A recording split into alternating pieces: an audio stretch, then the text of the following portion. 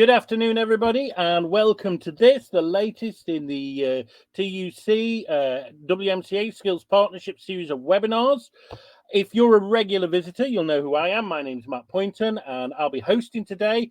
I'm the lead of the TUC West Midlands Combined Authority Skills Partnership, which is an innovative partnership between the local authorities and the trade unions to promote learning amongst everybody, but particularly in workplaces. So we've got a really interesting session today with Abda, who I'm going to introduce in a second. But before we do, lots of housekeeping. Firstly, you can see us two on the screen, but there is a third person here today. He's Yusuf. He's our behind-the-scenes tech guru. If you're having any problems, just pop them in the chat, and he will sort you out. He is monitoring the chat, so even though you can't see him, he can see you. And if it's a bandwidth problem, unfortunately, that's probably at your end, not ours. But it does help, I'm told, if you're on Google Chrome rather than Edge. So that's something to bear in mind. Now, I'm going to have a look who we got here today. We got lots of people. I did ask people about a quarter of an hour to go to introduce themselves. So Fred, hi. I know you've been here lots of times before. Where are people coming from? Mithelmroyd. Is that how you say it, Abda? What was it? Mithelmroyd? It's down the road from you. Where is it? I tell you where it is. It's on the railway between Manchester and Huddersfield. It's one of the stops. Oh, but I'm in Solihull now. I'm not in Bradford. Well, that ain't a Solihull accent, is it? We like it when people go to the West Midlands, obviously. Anyway, Pete, nice to see you. And we've got people from a nationwide group staff union, brilliant. It's a nationwide building society. I was actually talking to a poet the other day who did some poetry with them. That's quite interesting. People, Cardiff in Wales, New York City, I assume is NYC. So you're our most exotic guest so far, the Wirral. Steve from Stoke, you're probably down the road from me. I'm in Smallthorne. So Birmingham, Cape Town. Yeah. Oh, no, New York isn't the most exotic.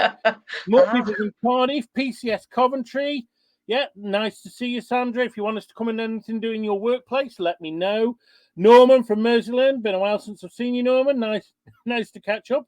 Mary from Missouri. Wow, we're really exotic today. I know. It's fantastic.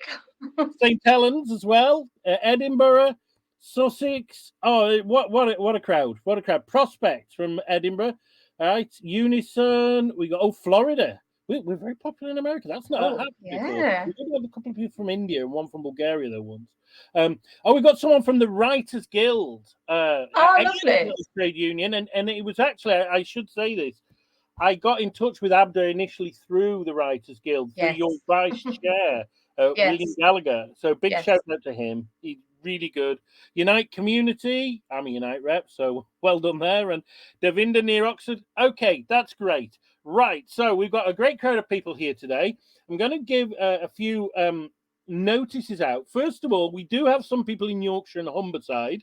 So if you're up there on the 7th of September in the Quaker Meeting House in Sheffield, Janet Johnson, who does a similar role to me up in Yorkshire, she's doing a ULR network. So if you signed up for it, brilliant, get along. It's going to be good. They always are. If not, if you want to know more, drop us a message in the chat and we'll get Janet to get in touch with you. If you're not plugged into her ULR network up in Yorkshire and Humber, let us know. Similarly, if you're in the Midlands or you fancy coming down to the Midlands, we do accept people from other areas. We've got our TUC Midlands Festival of Learning. That's in Summer Lane in Birmingham at the CWU and TUC offices. That's on the 2nd of September. It's from about 10 till 4. It's a full day of learning. It's free. There's going to be a buffet. So come on down. And I do have a link. So I'm going to pop in the link there. So you can sign up for that because I want as many people signing up as possible. There we are. There's my link to that. So do come along to that event. It's going to be really good. We've got some creative writing. We've got some laughter yoga going on there. We've got some stuff on mental health. It's going to be great. we've also, this is quite a diverse event today. So if you're from the Hong Kong community, or you know anybody from the Hong Kong community, then we have an event in Birmingham on the 17th of September.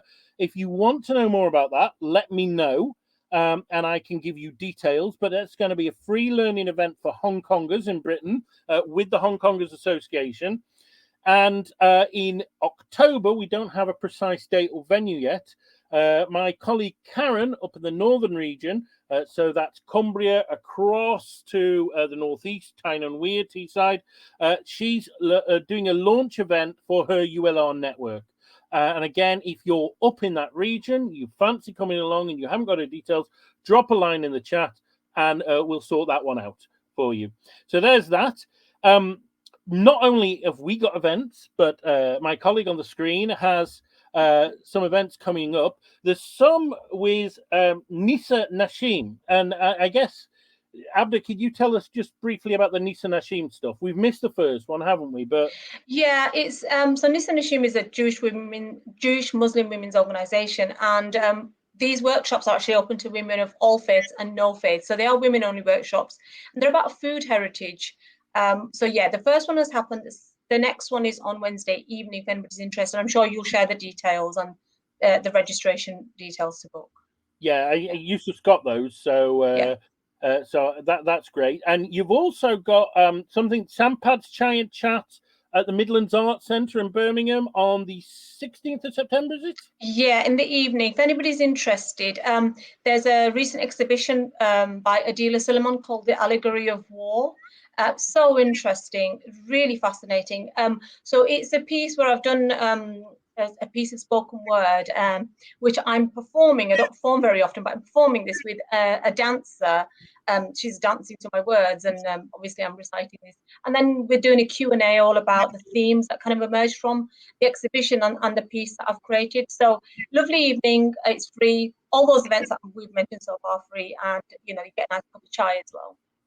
Oh, nice. I might come down. Yeah, you should. Okay, I might come down to that if I'm about. I should be, actually. Yeah. Right. In fact, that's the day before my Hong Kongers event. So I'll be in Birmingham. Oh. Right. Okay. So yes, let's get on to the real business today. So as you can see, I'm not alone on the screen today. I've got Abda Khan with me. She is actually a lawyer, but as well as a lawyer, she's a novelist, and she does, as you can tell from the stuff we've just been promoting, some community arts projects and stuff. Abda's written 2 novels. One was called Stained, and the other was called Razia. I have read them both, and because I know she's going to be too shy about how good they are excellent. And actually, if you really care about women's issues and some of the issues that women, particularly in minority communities, but I actually think often across all communities face, then they're really, really worth reading. Yeah, they're not easy reads at times because there's some pretty hardcore stuff in there, but really good books. I enjoyed them. But I've talked enough. Abda, tell people about yourself and what are you going to be doing today? So hello, good afternoon, everybody that's joined us from far and wide. It's so lovely to have such a diverse set of people joining in with this today. So my name's Abda Khan. As Matt said, I am a lawyer of 30-ish years. I've been in the legal field, but I turned to writing about 8 years ago because I felt lack of representation of people and themes that I'd come across, and especially issues relating to the women that I'd kind of worked with as well. And then since then, I've just been like doing loads of things, creative projects in the community, working with vulnerable groups. I also teach creative writing, and that's why I'm here, because I kind of specialize in culturally sensitive writing. So Matt and I were chatting, and whilst there are a lot of companies deliver training for not stereotyping or microaggressions in the work and bias and how we can deal with it, there's not many courses that deal with the aspect of writing and those issues. So we thought it'd be a good idea actually to have this, because I'm sure in your roles you do write quite a lot, whether it's social media, you might work in comms or PR, you may have to do blogs. all sorts of reasons why you might have to write. So I'm hoping that you will find this useful today. So I'm going to ask Yusuf to start sharing the PowerPoint. There's a lot to unpack today. There's loads to go through. So I'm going to just get moving with it, and we will stop at sort of regular intervals, and like if anybody wants to have you know, a little bit of time to say something or ask questions, that will be fine. So if we could skip to the next slide, please. Can I say, while we're skipping to that slide, if you do have a question, because Abda will pause for questions throughout and afterwards, if you go on your screen at the bottom, there's the Ask a Question tab. You can put your question in there, and we do have the first one: is will the slides be circulated? Yes, they will. So that one's answered. But yeah, and of course, this will also be recorded and put on the Union Learn YouTube channel. But yes, the slides will be circulated. Anyway, Abda, off we go. Not only the slides, there will be some notes as well. So they will be coming across to you at some point today after this webinar. So Yusuf, if you could just move to the next page. You don't need to talk about me. And here we are now. You'll notice that some of the slides are like just sort of chopped off at the bottom, but don't worry, because you will get a copy of all the slides and all the notes. So just bear with it. I know it's a little bit incomplete, but you know, we'll just work as best we can. So just a brief introduction to what we're doing today. We're going to look very briefly at the concept of culture. I might add that I teach this course normally over 5 weeks. 2-hour sessions over 5 weeks. We look at it in great detail. So today is really kind of like a taster of these topics, because I can't possibly pack all that into 45 minutes. But I'm going to try my very best to impart as much knowledge and information as I can, both in terms of talking to you and also in terms of the notes and the slides. So we'll look briefly at the concept of culture. Then we're going to look at the issues of stereotyping, implicit bias, microaggressions, writing about other cultures, and my top tips for avoiding cultural appropriation, which sometimes we can unwittingly fall into when we're writing, and then, you know, end with a few final words. Could I have next slide, please? So if we look at, sometimes I think to understand cultural sensitivity and what that means, we have to understand what culture means. Now, it's really interesting because when I do these courses, when I ask people to think about their culture or define culture, I find that people from the dominant culture tend to struggle with this, and people from the minority cultures have loads to write. So it's always interesting, and it happens every single time, because I feel that when you're from a minority culture, you grow up constantly thinking about your culture because you are not part of the mainstream culture. Whereas people who grow up in the mainstream culture have, until my course sometimes, in fact, they've never had to think about their culture. Sometimes they get quite emotional because actually they start thinking about, they might have Welsh roots, or they might have you know, roots in South America, or, you know, so many things kind of emerge from that. But essentially, there's a couple of definitions there, which is quite self-explanatory. But, you know, it revolves around the way of life, customs and beliefs of a particular group of people. So essentially, that's what we're talking about. And like I say, if you're in the majority culture, you tend not to think about your culture. If you're in the minority culture, you tend to think about it all the time. Could I have the next slide, please? So to understand why cultural insensitivity is such a big issue, I think we have to go back and look at the word culture and how, you know, look at how it evolved. So I feel like the original meaning of culture is more significant when we're trying to understand cultural insensitivity. So the original word was a word called colere, which is Latin, which means to tend, to guard, and to cultivate, or to till. And the original definition in relation to culture was to do with agriculture and the land. And that changed over time and still related to agriculture for a long time. And it was only until the mid-15th century that we actually, the mid-1800s, that we actually had this more contemporary definition of what culture is.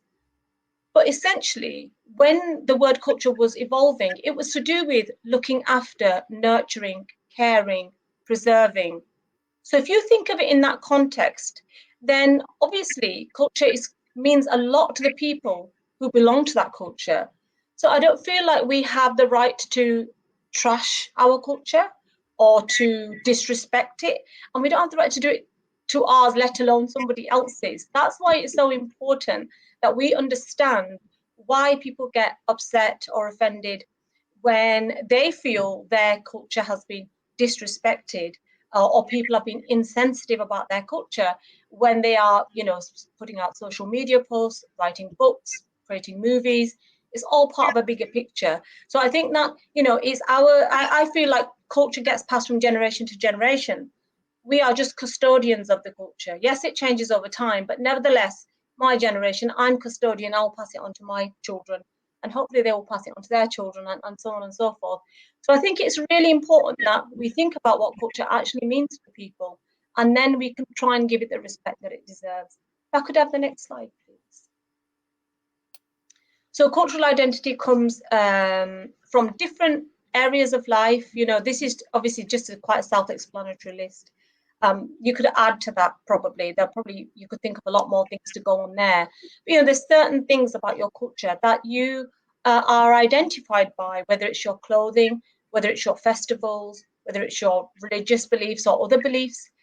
All these play a part in looking at that picture about what differentiates one group of people from another group of people, and how our perception of that group of people, and in particular, our biases and our stereotyping of people from that community can have detrimental effects. If I could have the next slide, please. So these are some of the things that we obviously need to be aware about when we are looking at when we're writing. Obviously, we need to be aware of these three things. So you've got implicit, or sometimes we call it unconscious bias. Obviously, as it sounds, and I'm sorry, some of you will already know this. I appreciate that. Some of you will already be very familiar with these terms, but I will go through them for those that might not be so familiar. And I think it is important, even just to have a reminder, really, of what all these terms mean.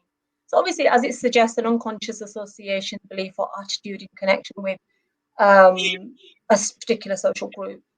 Then you've got microaggressions, which are more subtle, kind of like sometimes intentional, sometimes people don't mean it, but they're verbal or non-verbal insults, if you like, towards a certain cultural group. And then you've got stereotyping, which is a very generalized belief or judgment about a particular group of people. And I think that, these are the three main areas that we need to concentrate on when we're thinking about, when we're writing, how do we make sure that we don't write in a way that's insensitive, and don't write in a way that perpetuates kind of like negative stereotypes and myths about certain cultures. If I could have the next slide, please. Okay. So let's look at implicit or unconscious bias. So essentially, this is kind of like learned behavior or association or a belief that you form without actually even realizing it. So it is definitely very, very subconscious. And when I send you the notes, there will be a link in there to a test that you can do. It's called the Implicit Association Test, which Harvard University developed for a project called Project Unlimited. And I would urge you to do that test just to see where you are with this. You may be surprised, you may even get upset. Actually, I had a lady in the last workshop that I did, and one of their homeworks in between the 2 weeks was to go away and do this test. And she came back the following week and she was actually quite upset. And she said that she didn't realize genuinely that she was unconsciously so biased. And I think it came as a bit of a shock to her. But the whole point is of unconscious bias is that you don't actually know you are. That's the point. And sometimes doing a test like this might be a little bit uncomfortable, right? But, you might think that, oh, well, I'm not biased.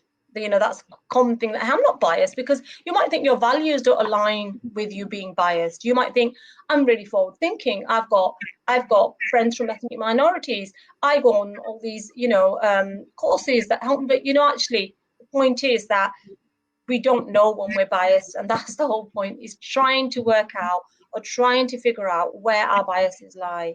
Can I put in there, Abda, because this is something I found in my life. So years ago, like when I finished university and that, I went and did some teaching, and when you started teaching, what do? You model yourself on the teaching that works. So I model myself on the teachers at school that, and I'm one of those. I like somebody talking to me, like you're talking now. That's how I learn. And I thought this is the best way to teach. And it was only years later, when I'd done courses and stuff, that I realized that actually not everybody learns like that, and some people get off if they're being talked to, even if it's a really good speaker. And I had to consciously put in like the more kinesthetic activities or visual stuff. They don't do anything for me, I don't learn much from them. But then I had to think, actually, but wait a minute, Matt, like not everybody's like you.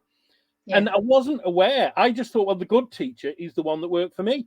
Yes. And I mean, that's not a cultural example, but it is the fact that we can be very biased without realizing. Absolutely. It is about the fact that, we learn something, and we learn it in isolation kind of thing, because we think, oh, that's the best thing, and sometimes it is. And actually doing tests like this can be a difficult thing, because it may kind of impact you afterwards and think, oh God, I actually didn't know. But don't be too hard on yourself, because we're all biased. Every one of us. There's nobody out there who isn't. I mean, when I did the test, it was quite a few years ago now. I did the test, and I was slightly biased, and I was so surprised at that, because I thought, I'm not going to come out as biased. But it just shows you that no matter how much you think you aren't, there's always that possibility. And if anybody's got any examples they want to put in the chat, put them in the chat. Please do. Any questions? We don't have any questions yet. If I know there's a lot of information to take on here, but if there's stuff you're struggling with, or you think, well, she said this and that, and I don't quite understand it. No question is too stupid. So pop a question in there, or if you've got any examples from your own life that relate to this, pop them in the chat, and then we can come to them later. Any questions, any comments are definitely very welcome. If I could have the next slide, please. Okay, so stereotyping. There's a lot of science behind stereotyping, so I just wanted to just do that very, very briefly. There's probably experts in this audience that know far better than me. But, I think it is important to acknowledge how it actually happens and what part everybody has to play in this formation of these stereotypes. So your brain basically creates these mental shortcuts to help you quickly respond to situations, right? So you respond to those situations based on your past experiences, and those experiences lead to the formation of stereotypes.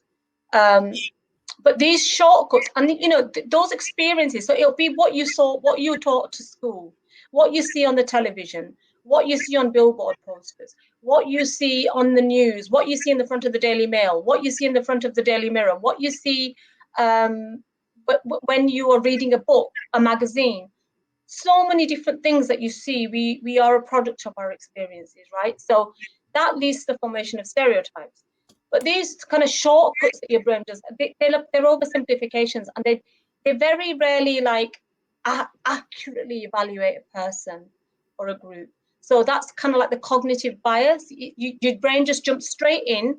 It goes from A to B without looking at anything in between, because that's your experiences have told it to go from A to B.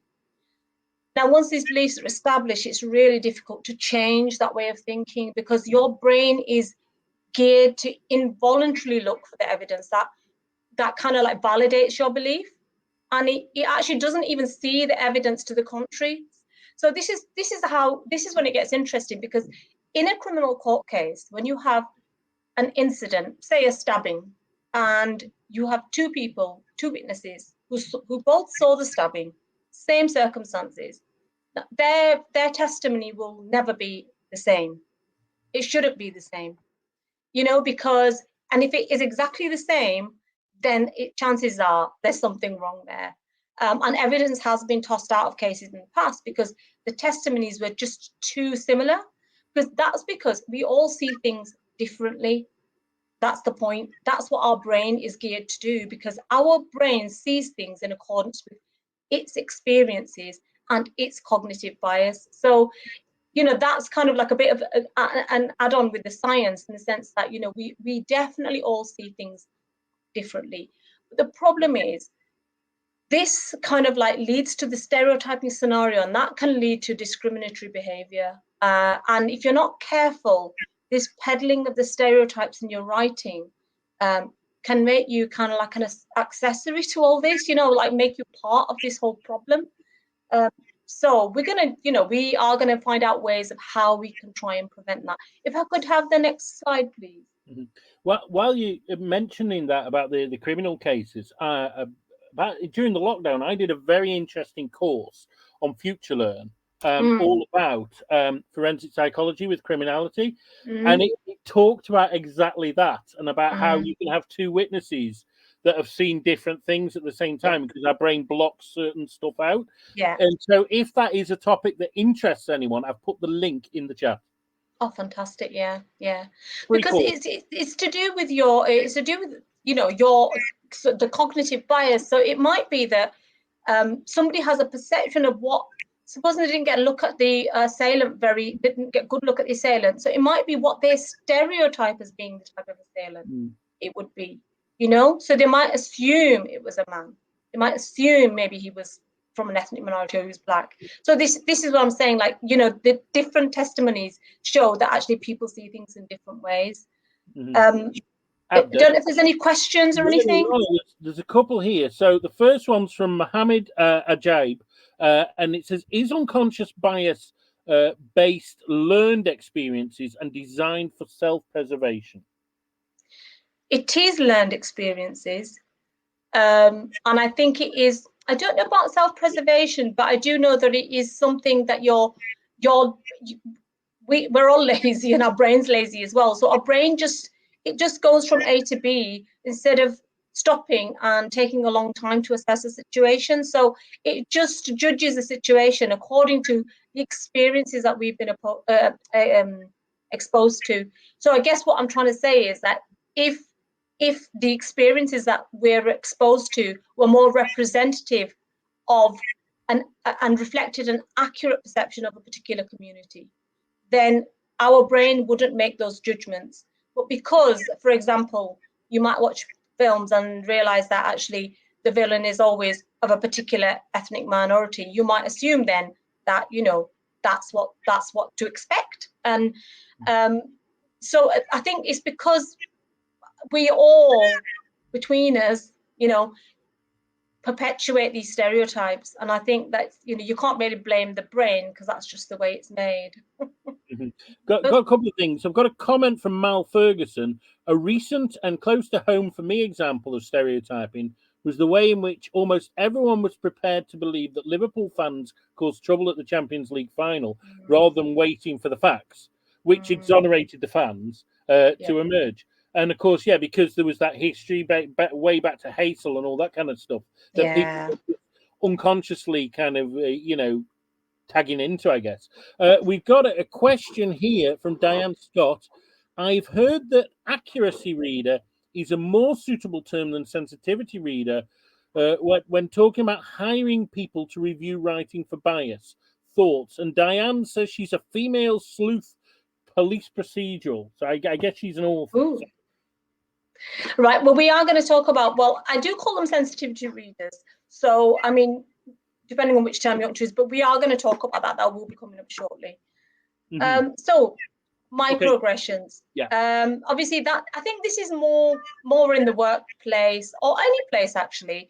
But when you're writing, especially if you do creative writing, it can sometimes creep into your writing through characterization or maybe the narrative voice that's in your written piece. So again, you just have to be a bit careful. I mean, microaggressions, on the face of it, they seem quite harmless, really. They don't seem to be very offensive, if you like, but actually they can be quite upsetting because so people have always asked me, where are you really from? I was born in Bradford, so I'm from Bradford, I'm afraid. It can't be any more exotic than that. And my parents are from Pakistan.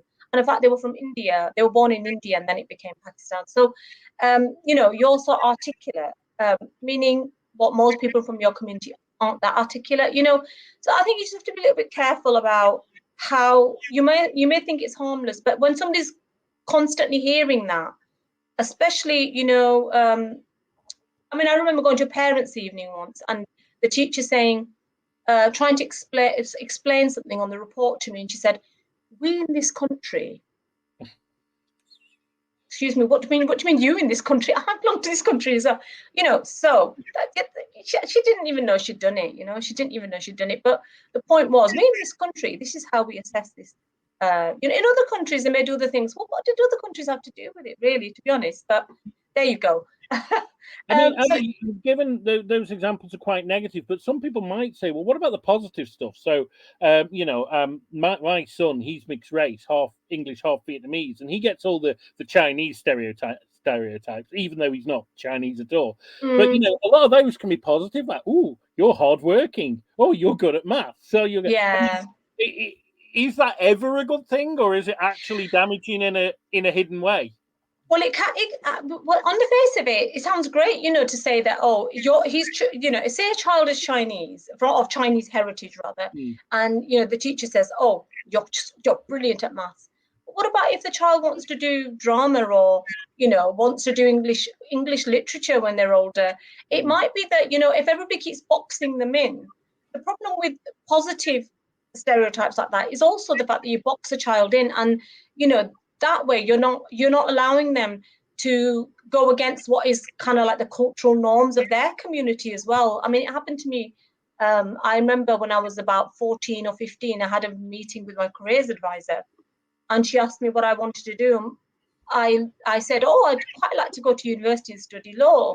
And she just looked over at me and she said, girls like you don't go to university, do they? And they don't study law, do they? So it was a little bit, maybe, and then she said, maybe you should think about working in an office or something. As in, maybe you should aim lower, like leave school at 16 and just get a job.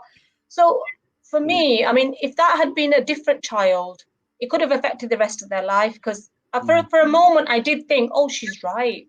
She's the expert. I mean, what do I know? Maybe I am, aiming too high, and in those days, you're talking about the 80s, like girls from my community didn't generally speaking go to university or study law, but I wanted to do it, Yeah, interestingly, we did some work with the BAME Apprenticeship Alliance, who are based in Birmingham, but they're a national organisation, and they'd found a real challenge amongst some communities, not all, that from parents, because they're trying to encourage BAME kids to do apprenticeships.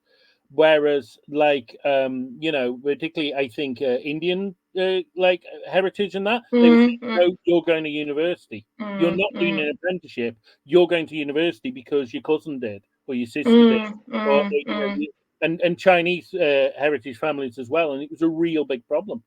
Because they feel as though a university is like that's what every child should aim for, professional jobs, And I think that's a change again, it's about having a change in the cultural mindset as to the fact that, careers you can take various paths towards a career. It doesn't have to always just be, especially where a child isn't really cut out for university or doesn't really have that interest. And a lot of children do get pressure to go to university when they don't want to. I wanted to go and I was put off from going. So it comes in all shapes and sizes, really. Do stop me if you have any questions. Otherwise, I will carry on. Carry on. If I could have the next. Sorry. We're okay at the moment. We've got a few. Okay, bro. We don't have any questions, so let's. Yeah. I thought this was really interesting. This is a tweet that I found, and I'll just read it out. Just remembered when someone at work asked me if I was related to Shamima Begum because my last name is Begum. Their last name was Jones, so I asked them if they were related to Tom Jones. They said they didn't understand. I said, neither do I, and we sat there in silence. I don't think I really say any more about that, that assumption that because she's called Begum, she must be related to Shamima Begum is just as silly as somebody being related to Tom Jones. So it's just an example of the sort of things that can happen in the workplace. If I could have next slide, please. So I'm going to talk probably for quite a bit of time now about the sort of damaging implications of stereotyping, because I think I can sit here and say, oh, we mustn't stereotype because, it's wrong to stereotype. But why is it, what happens when we stereotype? What are we actually contributing to? what difference is it making to people? Well, it actually makes a really big difference to the outcomes of people's lives. So, for example, when looking at job applications, there's lots of research, you can go and find it yourselves, that shows that people with ethnic minority names have, fewer prospects of securing jobs than their white counterparts. And certainly I know of people who've tried to rent properties, for example, and they've been told. I've got a friend actually who rang for her daughter to try and get a viewing on a property that her daughter wanted to rent, and she gave her real name, and she was told the property had already gone. She rang back 2 minutes later and gave an English name, and they said they'd booked her a viewing. So it does happen, it really does happen. Obviously, in the legal process, defendants who are from ethnic minority backgrounds, there's research there as well, shows that they are treated worse in terms of, not only in terms of being acquitted or sent to prison, but in terms of the sentence that they get as well. It can have damaging implications all across the board, in your workplaces, in health environments, hospitals, surgeries, education, social environments. The problem is that the more we perpetuate negative stereotypes in our writing, TV, in our news, adverts, social media, then the worse these problems get, and we're not actually providing a solution, we're just exacerbating these problems. So I think getting a handle on stereotyping is really important. If I could have the next slide, please. So here are some real proper effects of stereotyping. It can have behavioural effects, believe it or not. There was a study at the Toronto Scarborough University, which they had a control group, and then when that group was exposed to stereotypes, there were various implications from that. They found that they became more aggressive, they lacked self-control, they had trouble making good decisions, and even overindulged in unhealthy food. That was all as a consequence of being exposed to this negative stereotyping for a certain period of time during this research. So it can have those kind of behavioral effects as well. It can become a bit of a self-fulfilling prophecy. Like, if a black boy only ever sees black men being criminals on the television, on the front of newspapers, or if a Muslim boy only sees Muslim terrorists being portrayed, then they may grow up with the assumption that that's what society expects of them. It can affect their long-term chances in life, and that's well documented as well in terms of education, in terms of work, in terms of social mobility. It can affect their self-esteem hugely. It really can. Researchers found actually that continued TV exposure had a detrimental effect on their self-esteem of girls and black boys, but an increase in self-esteem for white boys. Now, that correlates with the gender stereotypes and the racial stereotypes that Hollywood employs. So what you normally find is the hero is a white man, and the people from ethnic minorities are usually either the villains or the sidekicks, and women are usually sort of objectified sexually. And that kind of explains why those children would feel like that. They all had they watched the same programs, but they had different results in terms of their self-esteem. So that really shouldn't be happening, really. And not to mention, it can have a negative impact on mental health as well. I will, in the notes, put a link to a video which is very interesting, which please do watch if you have time. We don't have time today, so I'm going to have to just leave that in the notes for you to watch. Any thoughts before I move on, Matt? We don't have any more questions. I mean, I've had a few comments about the stuff we were talking about earlier, about its human nature, that humans are predisposed to perceive things in certain ways. Yeah. This is referred to as perceptual set in psychology. In other words, we often tend to notice certain aspects of an object whilst ignoring others. And there was lots of comments about even the positive stereotyping it's not a good thing. And Belinda says she thinks she had the same careers advisor as you. Probably. One thing I wanted, because you've talked about the self-fulfilling prophecy, and that reminded me, if people want to go on and do some further study or further reading, Edward Said's Orientalism, which is a very well-known text, is all about how Western perceptions of like Middle Eastern cultures then kind of got internalized, and how Middle Eastern people believed they were backward and believed they were sexually licentious and all that kind of stuff, and did immense damage. And I'll put a link to the book in, but also there's a course on Coursera that touches on that, and it might be worth people having a look at that if it interests them. But yeah, anyway, carry on. And then anybody who does have any questions, do pop them in the chat. Yeah, definitely. If I could have the next slide, please. So without being like, too dramatic, which, sometimes I can be, without being too dramatic, it can be a matter of life and death. We're all part of this, we are a cog in a big machine. And if all the cogs are peddling negative stereotypes, then, when you look at the cumulative effect of that, it can actually be very, very detrimental. Before I start this piece, NHS are brilliant, and they do an incredible job under very difficult circumstances. However, that doesn't take away the fact that some people have very different outcomes when it comes to medical care in this country.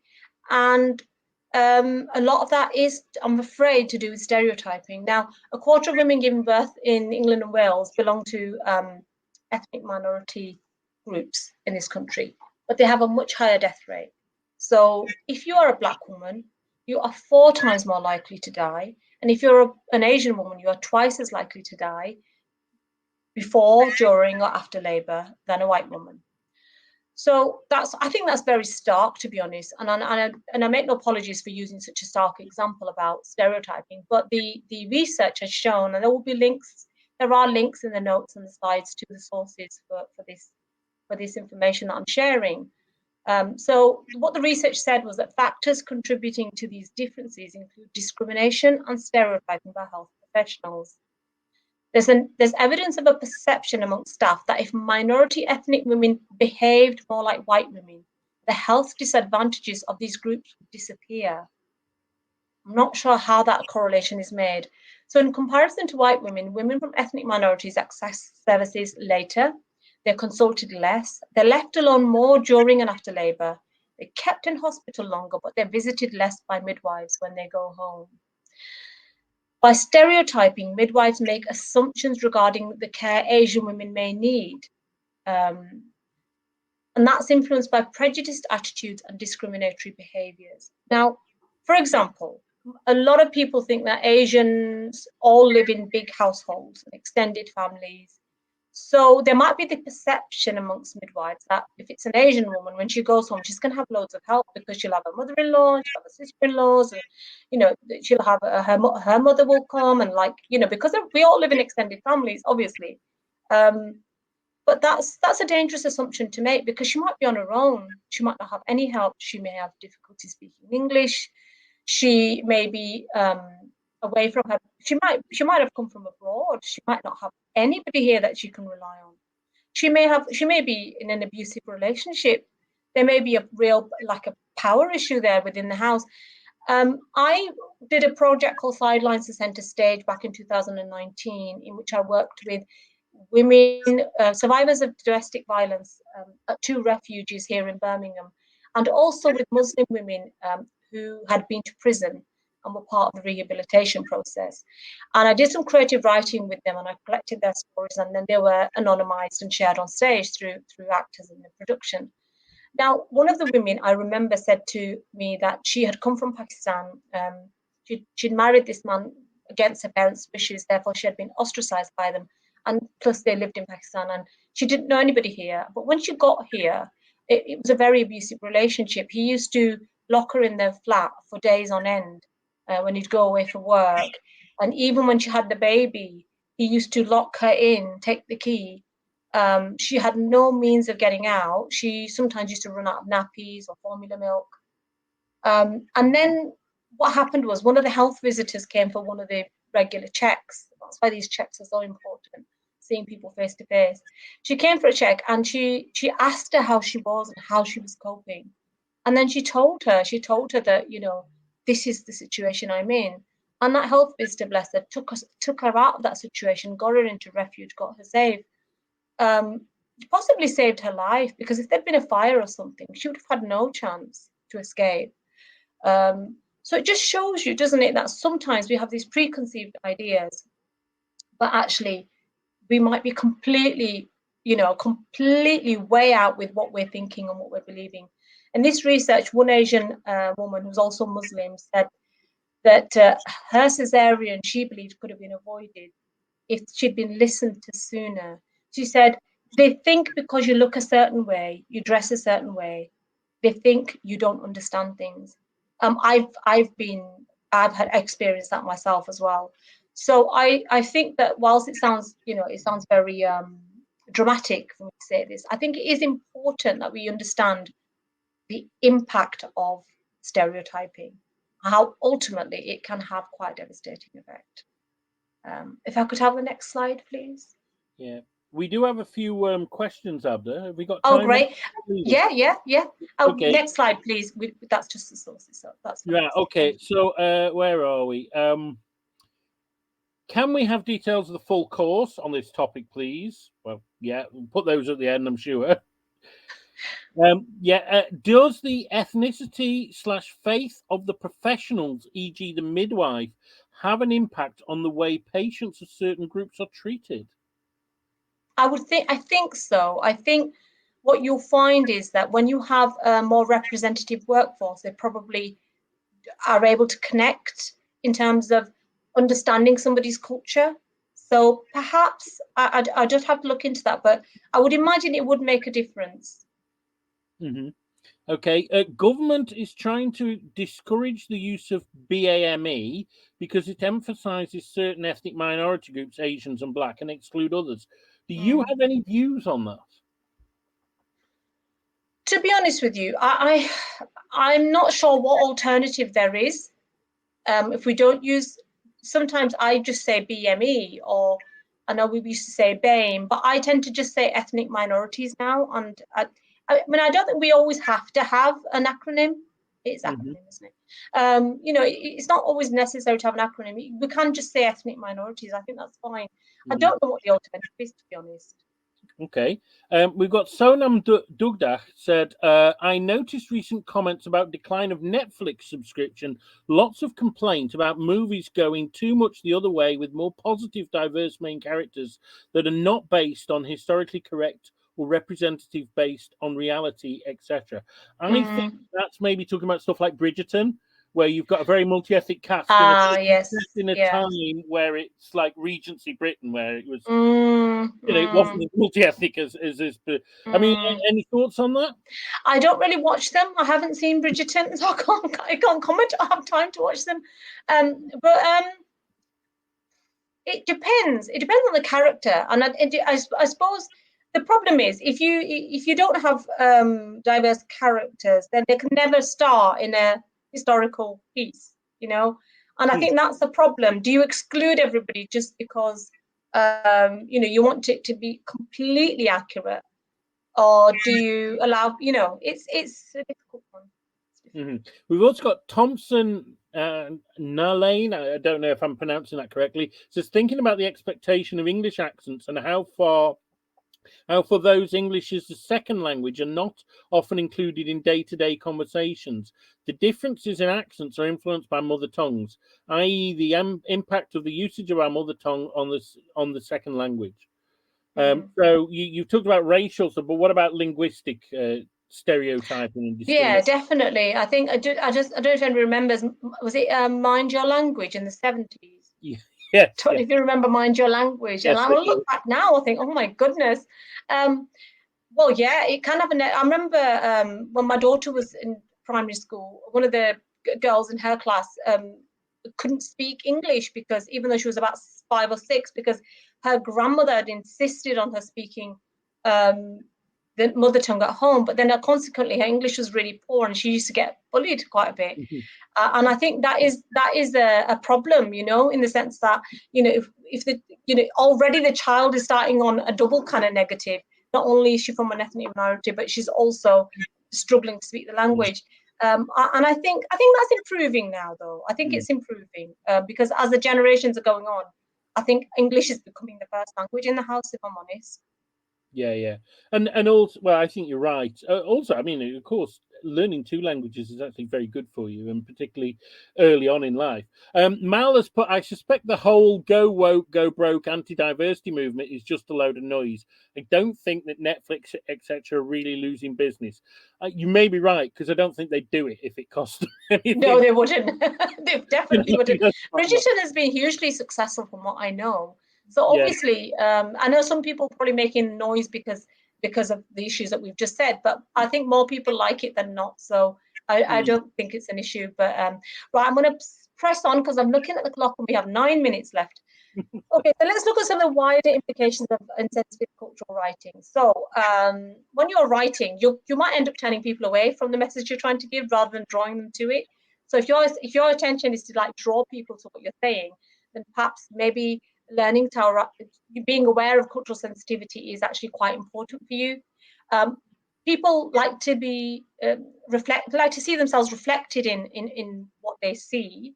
So if you don't reflect them, then obviously they're not going to engage with the content. You also risk alienating sections of the audience that you really want to engage with.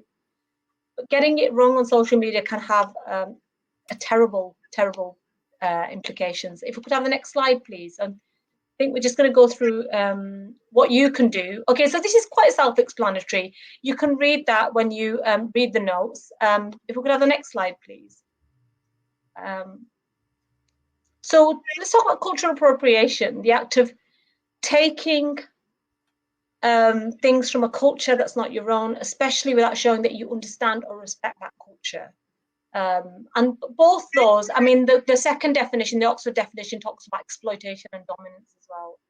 But, both those are, the word taking, I think, is important. And I think it's taking without the respect.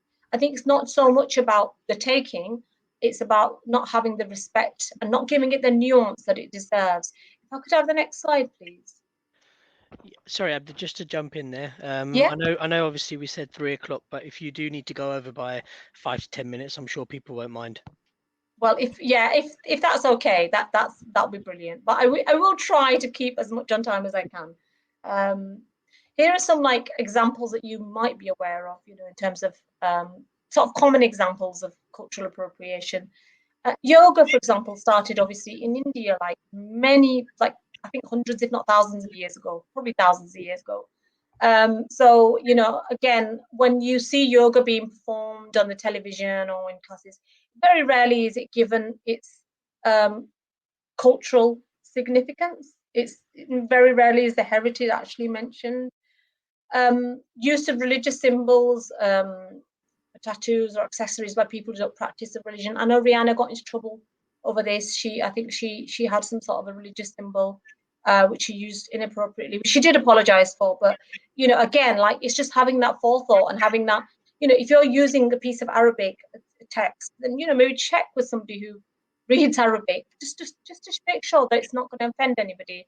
And again, the hijacking of hennas and bindis and braids, that's also sort of quite common with especially pop stars and people who are famous. And the sacred traditions or texts, using them inappropriately can be very, very offensive for some people.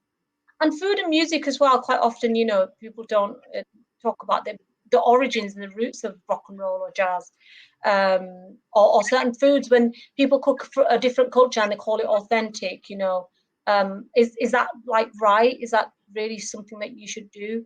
So just things to think about. If I could have the next slide, please. So I want to talk about when it does actually go wrong sometimes. So the Ivy Asia in London, I don't know what they were thinking when they did this. They posted a short video with women dressed as geishas, struggling to get into a rickshaw being pulled by an elderly Asian man who's taking them to the restaurant. The rickshaw topples over, then they're saved by their hero, who uses his superpowers to get them into the restaurant. The women fall through the doors where they're stared at by customers. It's like just awful from beginning to end, like just terrible. Jay Rayner, you know, everybody said Jay Rayner, that food critic, he jumped in and said it's premeditated racist stereotyping. The restaurant chain did apologize. They took it down, and the apology was, you know, quite kind of like extensive. We would like to sincerely apologize for the offense caused by our marketing video. It was wrong. It was done naively, and it was totally inappropriately and culturally insensitive. We had a complete ignorance of understanding. When we look at the tips and tricks to avoid cultural appropriation, you'll understand like what you need to do if you ever find yourself in this situation. If we could have the next slide, please. Here are a few more examples. Nivea launched a campaign, "White is Purity." Obviously, the phrase was seen as insensitive.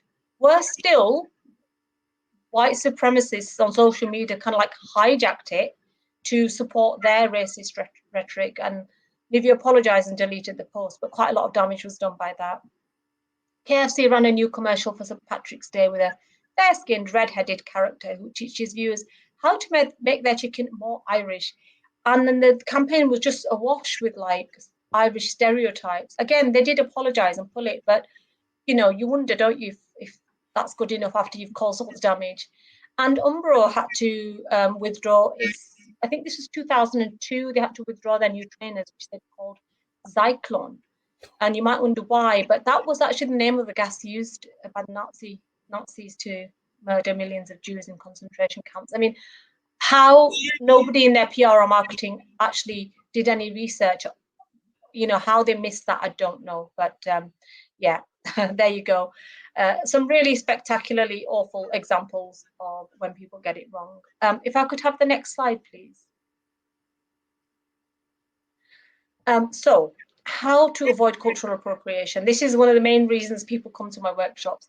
I don't have any workshops planned at the moment, by the way, because I've been very busy with projects, but I'm going to let Matt know when I do have any planned. And then if you're on his email list, which I'm sure you all are, he will let you all know about them. So how to avoid cultural appropriation. Right? So writing about outside your community, I know it's a fine line to walk, but I believe you should be able to write about any community. That's my personal belief. I don't think you have to be from a community to write about a community, but you've got to give it the nuance, the respect that it deserves. You've got to do the work behind it. You know, you can't just have this salad bar or pick a mix approach. Quite often writers do that. They'll just throw in a bit of henna, or they'll throw in a bit of, bit of cultural tradition from an ethnic minority, but they'll take it out of the entire community without any, cultural context. So what that happens is, they sprinkle it in, but there's no, you don't see the whole picture. There's no context around it. There's, and it gives this impression of being very shallow or inaccurate. I think if in doubt, leave it out, because you might want to appear when you're doing your posts, or when you're using memes or stock images. You might think, oh, I want to appear diverse and I want to appear, inclusive. But I think it's more important to get it right than just to say, oh yes, I've used a brown person, or I used somebody from an ethnic minority or black people. So it's more important than that box ticking of diversity, I think. So if in doubt, leave it out. But let's talk about the topics that I've got. If we could have the next slide, please. The first one is quite obvious. Do your research. You've got to research. You've got to do your homework. You cannot write about another community from a place of ignorance. Know what the stereotypes are about that community, and find a way of getting information about the community that's authentic, that's genuine, that's not what you've heard as molded as stereotypes, if you like. So you can do things like read books by writers from that community, actually talk to the community, actually get out there and talk to the people who belong to that community. There's so many ways of engaging with people now in this modern world that we live in. There's so many ways that you can actually make contact with people. So that's my first top tip, is research. So if we could have the next slide, please. So this follows on from there, from the research, talk to people. It's really quite a lot of writers that come on my course. They're actually quite shy, and they have this hesitance about talking to people. But honestly, most people are really happy that you consult them. If you're going to write about another community, they will be very happy to help you, because they are sick of stereotypes and they are sick of people writing things that are about their community that are inaccurate, or that are just like peddle these negative stereotypes, as you like, if you like. So get input from that culture, run things past them, get their thoughts from them, and you can connect in so many ways. However obscure the community might be, you might think, oh, it's just a very small community, how can I make contact? But you've got Facebook pages, groups, you've got Twitter, you've got bloggers, you've got writers, you've got events on Eventbrite. Have a look on Eventbrite. There's so many different events going on. And now with the virtual world after the pandemic, you've got access to even more at your fingertips. Meetup's another one, where groups meet up. Again, you might have certain interests that you can find on there. Cultural associations, places of worship, informal societies, or formal societies. They'll all be happy to help you. I know this from my own experience. When I've contacted people, they've always been happy to help. Next slide, please. So this is quite important. Be mindful and aware of the space that you're encroaching upon. It's very important that you ask yourself, if you're writing about another culture, why should you write about it? What have you got to add, and can you do it authentically?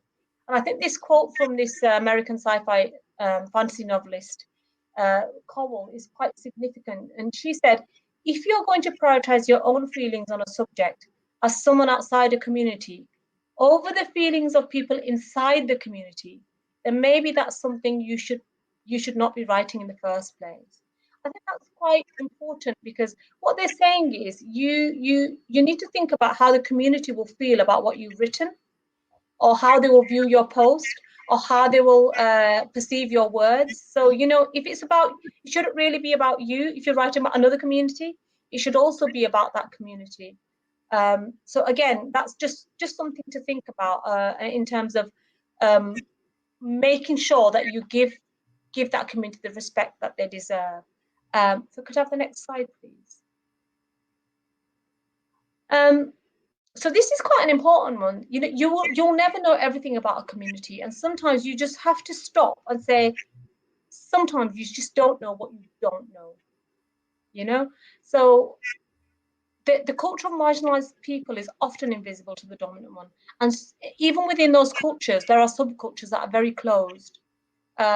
So even though you think you've done loads of research, you've done everything, still I think it's really important that you acknowledge that you can't know everything. I always say to people when they come on there, especially the fiction workshops, that don't make things up. If it's about something, if it's an important thing about a community. So, for example, when I'm Pakistani Muslim background, and when we have when a child is born, the call to prayer is said in the ear of the child, usually by the father. So that's actually a very important beginning to that child's life. Now, if you don't know about that tradition and you just make something up, then people are going to be offended, because that's actually such an important tradition. So what I'm saying is, if in doubt, leave it out, unless you actually know what that situation, what happens in that situation. Just don't make it up. Give it the respect that it deserves. Do your research and make sure it's accurate. And then don't make up what you don't know about a culture, because that, again, can get you into trouble. It will get you into trouble. Next page, please. Oh, so this is the comment we had before about sensitivity readers, or was it accuracy readers? If you're doing, I suppose for social media and for comms and things, you may not need. It depends on comms. It depends if you're targeting a particular group, and if it's an extensive piece of work that you need to produce, maybe for your employer. Perhaps it is an idea to employ a sensitivity reader to assess that work, just to make sure there's no insensitive language, no misrepresentation, and there's no like stereotyping that's just coming out of there and hitting them in the face. because they're in a good position to ensure that a truthful representation occurs on that page as far as their community is concerned, because they want their voices to be heard, but to be heard in a way that is accurate and is respectful, and obviously pay them. Don't expect them to do it for free, please. Final slide, please. So my final words would be just to really think about these questions before you write about another culture. Think about the significance of what you're doing. Are you giving it the respect it deserves? Are you using aspects of the culture holistically with the research done in the proper context, or are you just like sort of picking bits out just to tick a few boxes? Obviously, be aware that you must try not to perpetuate stereotypes or misconceptions. Will it have a positive impact on the culture and its people? Will they be happy to read it? So if you gave it to them, would they be really chuffed with it? And motivations behind what you're doing. And again, as I said, what will the culture think about what you've written? So that's pretty much to the end of my session. That's just some final thoughts, just to get you going before you start writing. But if there's any questions at all, happy to answer them if we have time. Well, we've gone over a little bit, but I think there's some good stuff here. So Mandy Fernandez has said, I work for healthcare that was founded on Christian principles and funded by a Baptist church, but they're working hard to make it known that they treat, care for and welcome people of all, no matter the culture, gender, race, etc. So I think our challenge is to honour our founders' legacy, but acknowledge how far we've come in today's world. Our meetings often begin with prayer, but we don't want to alienate or isolate those who don't pray or have a different belief. I'd love to find a longer, more detailed course and learning that would help our organisation continue to evolve and be accepting. Well, I know you do stuff. I know there's nothing immediately planned. What I will say, judging by the spellings in these, Mandy might be in America, so it might happen in the middle of the night when it does come to us. But I thought that was quite interesting. Yeah. And if you're on the mailing list, I'll definitely post details about the next course. And Leonie Patterson put "know about us without us." I thought, which was quite a nice way. Yeah. We've got lots of comments. I'm going to go on to the questions firstly. Where are we? Where are these? The ones we've answered already. This is a good one from Asmina, who was also the person who asked about the ethnicity and faith of professionals. And Asmina's asked, as more patients from all sectors of society are encouraged to join various steering groups to help the health sector to co-produce, why do you think more patients from specific groups are not joining those groups? And what I will say, we've got quite a few people online today from Unison, from Royal College of Nursing, and we've also got someone from our educational psychology. So we do have a lot of health professionals on here. Right. I think there's perception. I think there's a perception that these kind of positions belong to white middle class people. So I remember going to a consultation with the Arts Council years ago, and they said, why are we not getting applications from ethnic minority communities? I said, because you don't engage with them. Simple as that. So I think you need to get out in the community. Arts Council has improved vastly, I have to say. They're much better now in terms of engagement with ethnic minority practitioners and creatives. So I think sometimes there's a perception that's, or they don't know about it quite often. If I'm honest with you, they won't know about it. Mm-hmm. I think we need better communication. Yeah, but I do think you're right, and I also think there's a class thing there that well, is it right for me to because I think a lot of working class people don't get up there. They're the main recipients of healthcare, so I think that's a really, really good point. Vicen Cario, I hope I'm pronouncing that right. I would like to point out that the other white people that are suffering from discrimination, especially kids due to phone abuse, how could we help them? And of course, we say white like it's the dominant culture, but there's lots of different white communities here. There are. Some are very marginalized. I'm thinking traveller communities. Yes. Yes. So there was that question, and kind of on a similar line, I guess. Abby McKenzie says, I am from what could be described as a dominant culture, but I feel I am a victim of some of the behaviours described today from a colleague in a less dominant culture, and I'm not sure how to deal with this. What would you recommend? So is that people from the AME communities, making assumptions about the dominant community? What about that? I think it depends. If it's like bullying, then obviously they should speak to somebody within the office, to their superior, because I don't think anybody should stand for bullying. It doesn't matter who it's from. And if it's like very mild sort of microaggressions, and perhaps just maybe just saying that, actually I find that a little bit offensive, and I'd be really grateful if you didn't say that, and maybe explain to them why. Because quite often I've found as well that people don't actually realize they're doing it, so you have to say it to them for them to understand that actually it's causing offense. I probably think that would be the best way of dealing with it, unless it's actually bullying, in which case I think they should maybe speak to I agree with you, and I'm from the dominant culture now, but I've also lived abroad, so I've been in a minority culture abroad, and people do say stuff. They make assumptions about your culture, whatever culture you're from, that it's often about something that's going on in their community, and is not true. So and actually, it could just be talking about, well, actually, what do you think that, and what do you think we do all weekend? Kind of stuff.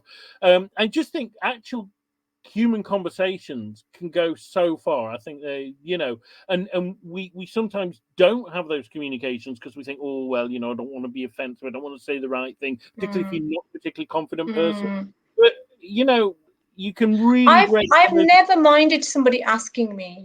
I've in the past I used to wear a headscarf, and I never minded somebody saying, it depends how somebody asks you, right?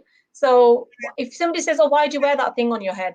I don't think that's a very nice way of saying it. But if somebody says, "That's a really pretty scarf," is it religious reasons you wear it for? Is it culture? So there's ways of saying things, and I think as long as you're respectful, I think that most people are quite happy to engage.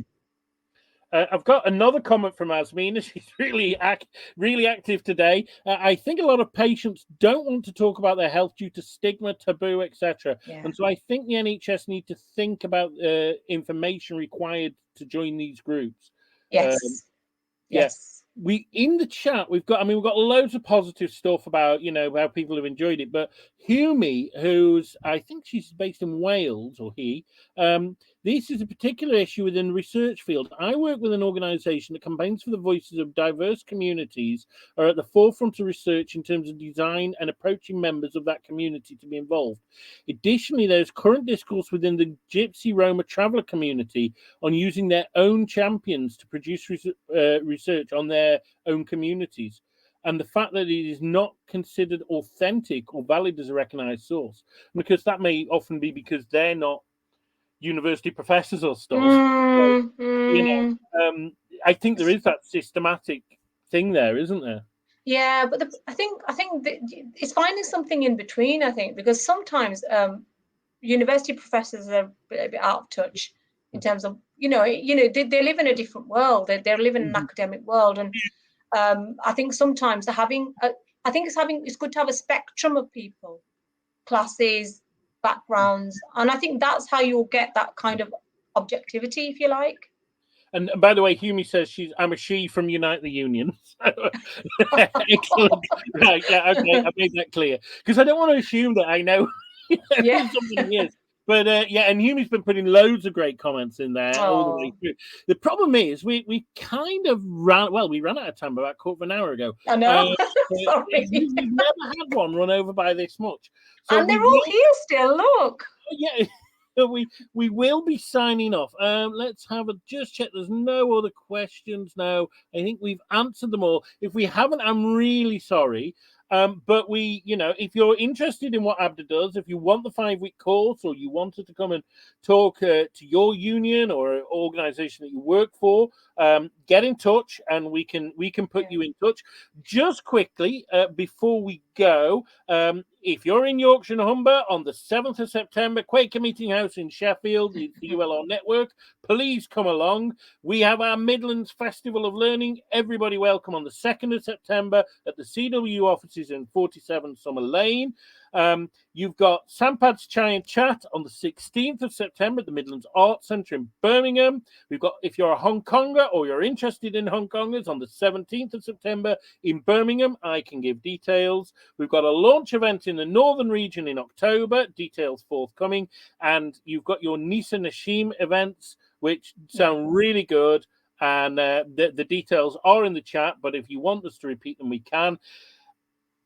Abda, I was going to say, I was just going to say, if I do work with organisations, so if any organisation wants to book me to give a bespoke half-a-day course, or over a course of a few weeks, or even an hour one, like, it just depends on each organisation. If they would like to do that, do make contact with me. And if you're on social media, please connect with me, Abda Khan 5 on Twitter, and that has all my links to all my other bits and pieces. Yeah, and by the way, bit of good news for you, Mandy. Abda, Mandy has bought Razia on Amazon. Oh, thank you. I hope you enjoy it. Have a box of tissues handy as well. Yeah. Okay, then. Well, there we are. Thank you. That's it. Thank you so much for talking to us. I hope we see you again sometime. Yeah, definitely. If you can spare us the time, that's been brilliant. Thanks to everybody for coming. We got almost 200 people here today. That's absolutely fantastic. If you've got any ideas for webinars in the future, let us know. Otherwise, we don't have one next month because, let's be honest, most people are on holiday, but we will be back in September, as well as with all those live events. So thank you very much. Thanks for being ULRs. Thanks for being activists for your unions. Unions wouldn't exist without you lot. So brilliant, and all the best. Bye.